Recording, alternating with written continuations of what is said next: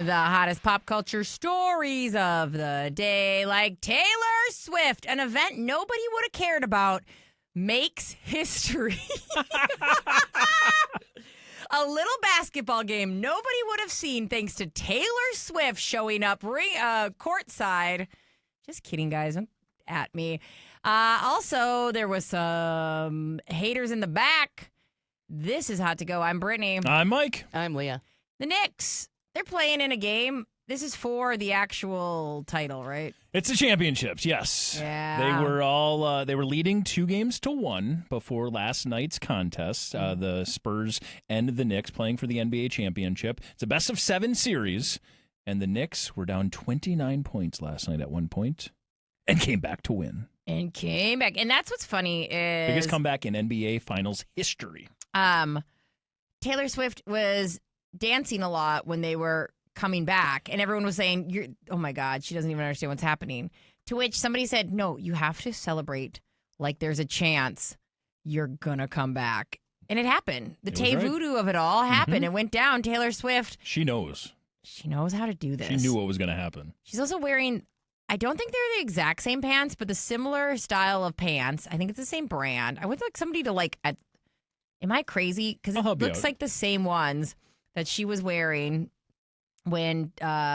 Absolutely was. Are they the same ones that she wore when he won the Super Bowl? The Area Crystal slit jeans is what she was wearing during the Super Bowl. That was her Super Bowl outfit. Those are some lucky pants, you guys. I know. I think she pulled them off. Actually, it was slightly different because this is the one she was. Gems, she right? was. Yeah, she was next to Blake Lively in them. It almost looked like they had like a zipper kind of with gems on it. This one is the same concept without the gems. Yes, and I think the other ones were they black? That would black, yeah.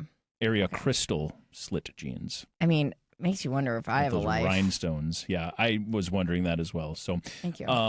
Yeah, I do not. The answer is that I do not. Hey guys, I really dropped the ball yesterday. I thought there was some Love Island, and there wasn't. So I just caught up on the Valley. But I guess you guys were all watching this NBA Final Game 4, where Taylor Swift showed up with the Haim sisters, rocking very cool, bright royal blue shirts that all had like little inside jokes. Stevie Nicks with a K, Nicole Kidman with a K, and Nickelback with a K. And just in case you're wondering, when she sat next to Mariska, oh my God, I always say Hargitay. She somehow had an extra shirt for her, just in case she showed up. Well, to be fair, you should, because you literally named your cat after her. Yeah. So you knew she was going to... And people were wondering exactly how the ticket situation worked. Like, how did she get it? Mariska normally has somebody with her to the game. I wouldn't be surprised if, like, ABC, because of the Toy Story connection with Taylor Swift, was like, oh, we'll get you 2 tickets courtside. And then she was like, I need to call up Mariska because we're going to be next to her, and I need another ticket. We saw her buddy from Law & Order, Mariska's Maloney. He was sitting next to her in previous games, Christopher Maloney. So now it's like, oh, she must have just had an extra ticket, because usually you don't get them by the 3. Yeah. So they probably brought the shirt knowing she was going to be sitting there. So here's the funny thing, too, is Mariska actually sprinted over from performing her one-woman show on Broadway. Nice. And then ran across the 10 blocks, I think it was 10 blocks, and made it to the game. She is just in the nick of time. Yeah. Yeah, and there's a lot of articles. The Knicks of time. Oh. No, yours was better. Hers was better. Yours was better. Just let it Hey, will you cut that out of the podcast? Done. Don't worry. Hey, guys, if you're seeing this on the internet, Leah's trying to cancel me. If this makes it past, Leah wants me to look like an idiot. I can do that on my own, Leah. Thank you very much. Okay, so, yeah, they show up rocking very fun shirts, very excitable crowd. They're very deep in their cups and literally can't stop cheering at every moment that the Knicks seem to be making their comeback. Well, one of these videos popped up, and I thought, wait a minute. Is that Sydney Sweeney behind them? Because you could see, Ben Stiller would pop in and out of things I would see on my algorithm. But I go, oh, my gosh, that's Sydney Sweeney. To which a man who, even though I do think Scooter Braun is hot for a billionaire. Oh, yeah. Which is a pretty low bar when we looked up all the billionaires. Uh-huh. He's not as recognizable to me, so I wouldn't have noticed him just in Knicks gear sitting behind Taylor Swift. He often goes ball cap with it, and that's hard to recognize. Yeah. Yep. He looks like, I don't know, 40-year-old man. Yep. And all of a sudden I went, Sydney Sweeney, wait, Scooter Braun. Dun, dun, dun. Scooter Braun 5 rows behind Taylor Swift and not looking like he's having nearly as much fun. But I mean, is that strategy? Is that like, why try to be performative? I know that everybody's going to be looking at Taylor Swift anyways. Plus, well, let's just say the branding image of Sydney Sweeney lately leans into more of every person, like, oh, we just wake up in the middle of the night and decide to go to Times Square and hang out with everybody because Sydney Sweeney's never been there. We go down through Central Park and hang out on rocks. She's very much trying to have this like approachable image. It makes sense that they decided we're not going to go courtside. We're going to go back with the normal people. But whoever did their PR or whoever was planning all this did them dirty because they were 5 rows behind Taylor Swift. It's giving. Yeah, it was bad. Go somewhere else in there. Yep. Like you could do. There's a whole court. But you definitely were going to get the headlines and the clicks, though, because everybody's going to see you because you are directly behind Taylor Swift. It was wild. It was crazy. And this was a night where there were so many. And the Knicks games is kind of traditionally have, obviously, a lot of celebrities there, a lot of big Knicks fans. The regulars, you always see the Tracy Morgans, the Ben Stillers, like you said. Adam Sandler's popping up a bunch. Chris Rock was there. You see those people a lot most of the games. Spike Lee, of course. But now we were seeing everybody. Hailey Bieber was up in a luxury suite with Tate McRae. I mean, it was like the list. A$AP Rocky was there hanging out with people. Like the list of A-listers, it was like 60 people deep. It was wild. It felt like everybody was at this event last night. This had more star power than most red carpets. You're so right. And it's fun to see, even Timothée Chalamet, Kylie Jenner, all them. All wearing matchy match, by the way. Yeah, so cute. So coordinated. Yes. And that is, what is that brand name now? I forget.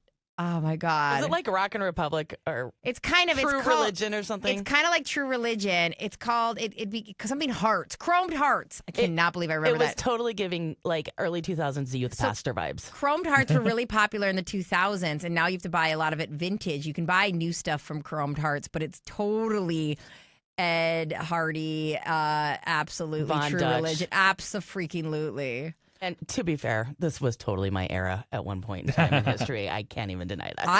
I'm so glad we're talking about this, Leah. 7 jeans are coming back hardcore. I saw a girl wearing a pair of 7s for all mankinds, and I was like, they didn't really fit me then. They're probably not going to fit me now. They're like $250. Wow. That's so stupid. So stupid. Yeah. I want them. I do too.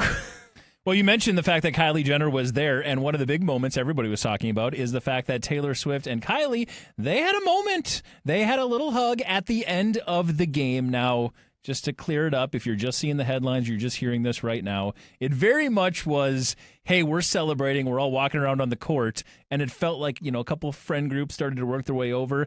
It was Kylie and Taylor making eye contact, and it was either we say hi and hug this out and say, oh my gosh, what a game, and then go our separate ways, or we are absolutely just going to ignore each other.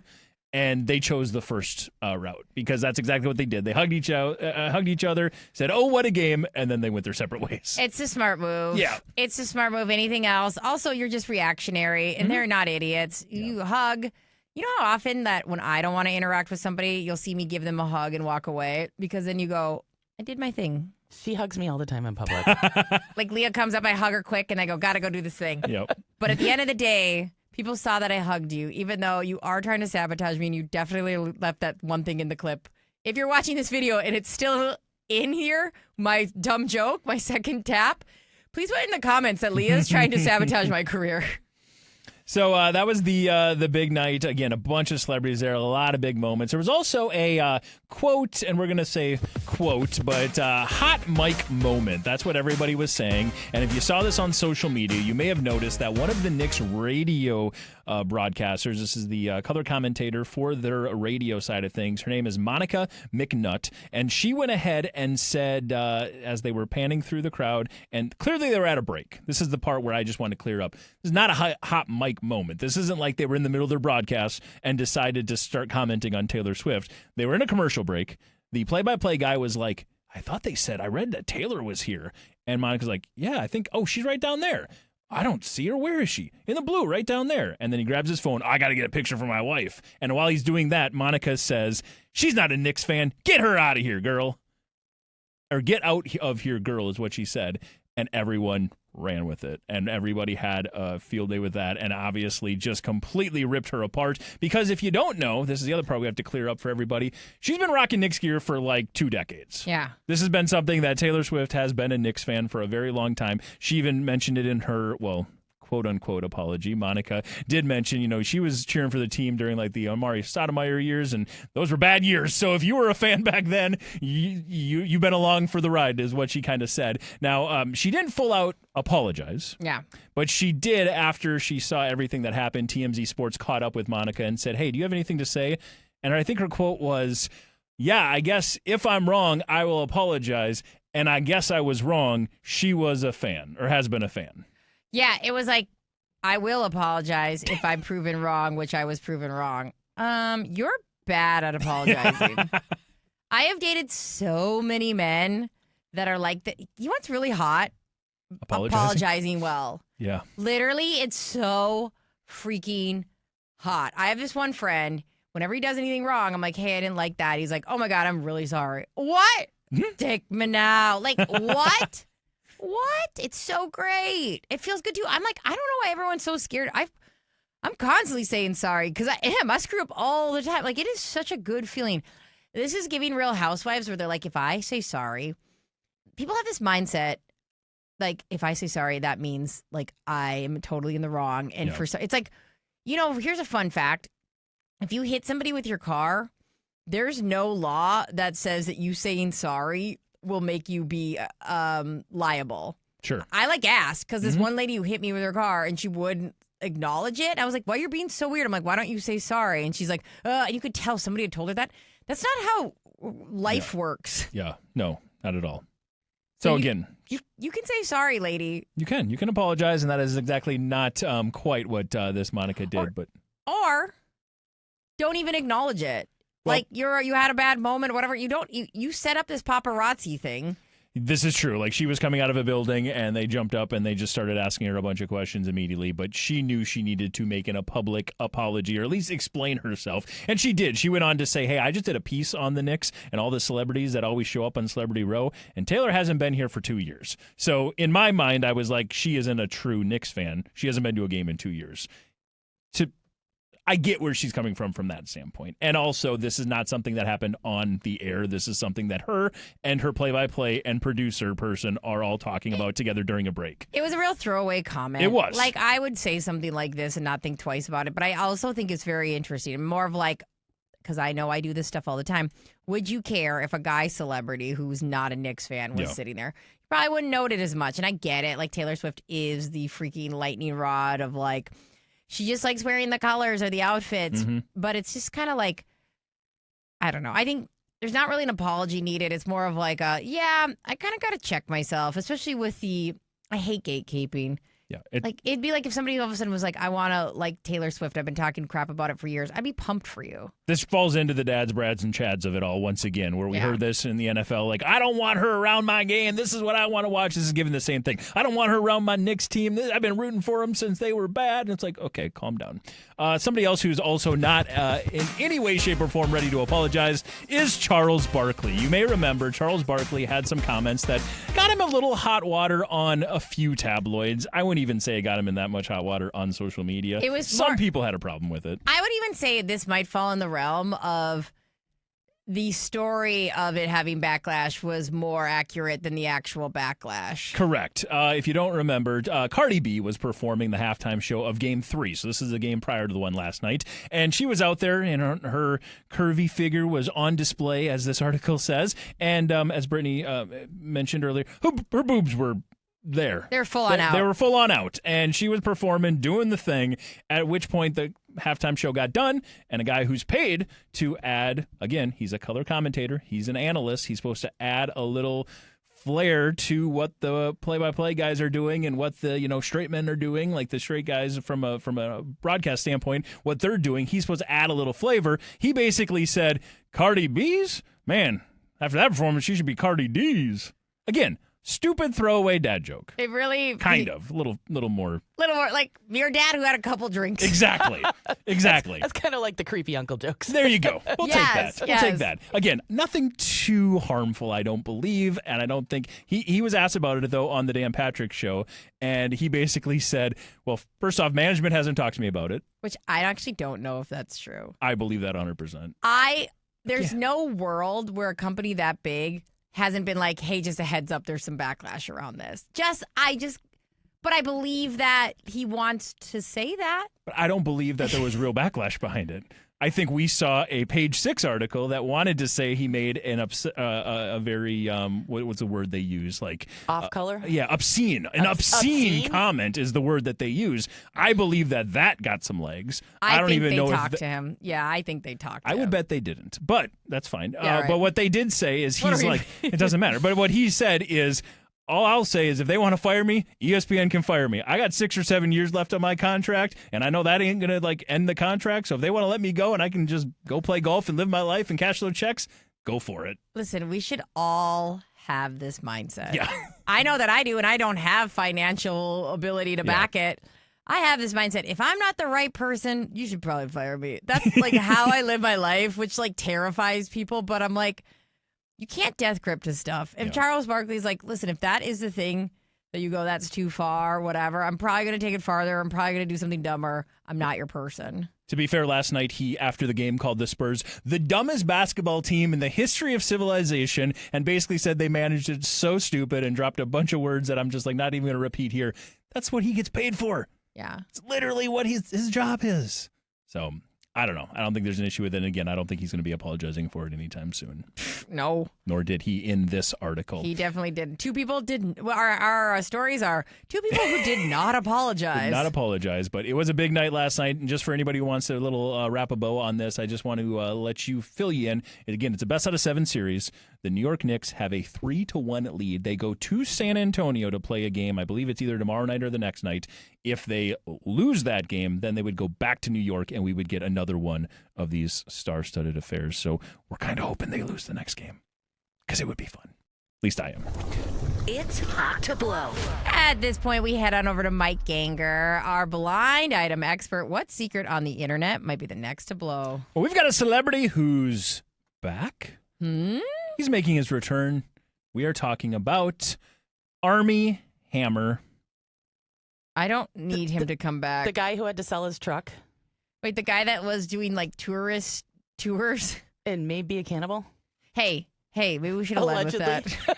I think you need to use the word allegedly in this case. Yeah, Armie Hammer has been making some rare appearances for the first time in 5 years. We are seeing a quote, romantic paparazzi stroll with Armie Hammer. He's been seen with a mystery woman, a redhead mystery woman, who the two of them were out and enjoying a nice dinner, and then they ultimately locked lips after this meal together. He loves eating around women. Now, for those who don't know or need the follow-up, Armie Hammer is the one who you've probably seen him in movies. He's done a bunch of movies, had a lot of success with I shouldn't say success. He was in The Social Network, which was fine. He also had that movie with Timothy Chalamet. It was kind of one of his big breakout movies, The Call Me By Your Name. Mm-hmm. And then also some big blockbuster ones like The Lone Ranger. He also did Death on the Nile. He's done some big movies. He was an A-list actor for a while. He then had a bunch of claims come out against him. Again, there are ones that are comedic and fun, like the whole cannibal story where he's just like, no, I don't actually want to eat women, but it's the idea of that, he's so in love with you that he just wants to consume you. And it got weird and it got legs and people ran with it. Now, then there was also a bunch of problematic things, like he was actually a sexual assailant. So there's that side of it, too, if you believe, that was alleged. Yeah. So there's both sides of it. I'll just say this is a person who has gone away for a while, and it sounds like is now making a comeback. I have to say, I think Armie Hammer kind of did as best as he could a rehabilitation tour. He did. He went away quietly, went and lived on an island for a while. He came back. He resurfaced. Last we heard, he had to sell his pickup truck to, make some ends meet. Okay. And he just stayed quiet until it blew over. Did it blow over? I'm not. No, not with me. I'm still talking about him being an alleged cannibal. Listen, And as much as like we go, okay, because I've read through the transcripts, it's not. I think people took some liberties. Yep. I read through what he texted and what people messaged, and I'm like, listen, people write freaky things. Mm-hmm. Like, they're obviously sexting and things like that. But the fact that like once you get the word cannibal attached to your name, I don't know if you recover from that. I don't know if like ever. Well, here's the problem. I think maybe he agrees with you on that because he's leaned into it. Oh, yeah. So he's got 3 movies in the works. There's this one called Citizen Vigilante, where he plays a citizen who's a vigilante. There's another one called Night Driver, where he's a driver at night. And then this one called Mascot Land. So those are his 3 big movies that he's got coming up. Again, I say big loosely. These are small studios, small budget films. But last year, he did a music video for an artist. I don't remember. I think it was more of like comedic like music video that he did with this woman named Georgina Leahy. Well, Georgina Leahy was portraying the role of Barbie in this music video. And in the music video, Armie Hammer portrayed the character Cannibal Ken. Oh my God. That's so cringe. No, I don't think you can make a career out of this. Well, maybe he's trying because, again, these roles that he's doing, not huge ones, but he is back in in our world, back doing the paparazzi strolls. Welcome back, Armie Hammer, I guess. No. Well, congratulations to him for finding the one woman who doesn't read the internet. Or does. She's that's into worse. it. Then we got there's a bigger problem. Oh, my gosh. Oh. I feel uncomfortable in the energy we've created in the studio today. Blame Army. So there you go. That's your hot to blow story. We'll keep an eye on it. Probably could have been your hot mess. Blame Army sounds like something that like an aggressive political channel would be like, oh, it's the Blame Army coming into. It's Hot Mess. Oh, look at the Blame Army trying to blame Tracy Morgan. Yeah, we are going to be blaming Tracy Morgan next because he is our hot mess today. Brittany, I know this pains you more than almost anything we've ever talked about because you love Tracy Morgan. I love Tracy Morgan. You're a big fan, and I will say a lot of people are big fans of Tracy Morgan. He was on the Variety and CNN Actors on Actors. He did the appearance recently with Marcelo Hernandez. So the SNL alum, Tracy Morgan, with a current cast member, breakout star from this last year, Marcelo Hernandez. If you don't know him by name, he's the one who does an amazing Sebastian Maniscalco. He could retire on that bit. He's also, his name? He does Domingo. Domingo. Oh, yeah, Domingo. But he does Sebastian better than Sebastian does Sebastian. He's so good in that role. I love it. Yep. But yes, he is Domingo as well. But the hot mess here in this case is the fact that they were doing this Variety and CNN Actors on Actors appearance, and they were talking about the mischief that they created in school. And they were saying, Marcelo was like, oh, I talk too much. I always got in trouble for excessive talking. And then Tracy Morgan pushed back a little bit and at one point said the line that got a lot of people talking. He said that I don't like teachers. In fact, I really can't stand teachers. What I like least about them is, you know why? Because they have a ceiling. They have a limit. That's all they're ever going to be. Man, I teach my kids that sky's the limit. Yeah. Tracy Morgan, I don't know how you thought this was going to read, but the idea that you, a multimillionaire who is an actor, is saying the line, I can't stand teachers because they have a ceiling, they have a limit. That's all you're ever going to be, is the person who helps shape our youth. Yeah, that's not aggressive. Great. You know, this happens, I think, with a lot of people that at one point weren't big stars. Mm-hmm. They still think they have like that privilege to kind of not only say anything, but that they're the underdogs. Sure. And, you know, I feel like we saw it with Lizzo. We've seen it now. We've seen it with Tracy Morgan many times. Yeah. Where he doesn't understand that, like, you're not the person who's running around living hand to mouth, paycheck to paycheck. You're saying this from a really privileged point of view, and it is coming off awful. Even if you think that, which I don't even think you do, because that's a crazy thing to say, is like, well, teachers can't go to, they're fulfilling such a, like, amazing, like, something that really fills their cup, where I go, I kind of feel bad that you don't see that. Yeah. But I also go, ugh, it's so bad. You can't say that. I actually missed this line earlier. He also made the comment, and they're still just making minimum wage. He's not wrong there. I will say that. Too bad he's not in their defense for it, but he's not wrong there. He was actually using that as an insult to the point Hernandez said, no, you know how much them teachers probably making right now. Or, yeah, he said that later on, too. And then Hernandez says, no, man, not enough. So, again, it didn't read well. It didn't come off well. I don't know who on his team, because you got to imagine when you do one of these sit-down interviews, you got to get it approved, right? Like, I feel like you've got people that, like, this is their gig. This is their job, is to look after this stuff and kind of say, okay, this is what's coming off. This is how it's going to look for you. That aside, we are in the first week of summer vacation. Now, I have survived my child-raising years, but there is nothing like those frazzled moms who've got their kids and dads who have their kids home for that first week of summer and how much they appreciate teachers in the hindsight. I mean, this is not the week to drop that because we are full of teacher love right now this time of year. My mom was a teacher in St. Paul schools for a couple decades, let me tell you. She earned her paycheck, that's for sure. Yeah. I mean, nobody needed a summer break more than Beverly Stoffels, that's for sure. Oh, my God. But, yeah, this is not Tracy. I hope it was an attempt at humor. I kind of feel like it wasn't. I kind of feel like he feels this way. Like, again, I don't know. Tracy says some dumb things. And it's so funny because every time he plays his character, Tracy Jordan, on 30 Rock, I feel like it's just accurate to who he is. Yes. Leaning into it a little bit, turn the volume up a little bit. But with this comment, maybe not. Maybe it truly is who he is. Ugh. Tell us what you think in the comments. Tracy Morgan. Yeah, does he need to apologize? Or maybe he's just the type that nobody takes seriously or gives a dang about his opinion. Tell us, because we want to know, because we're on YouTube and we be checking those comments.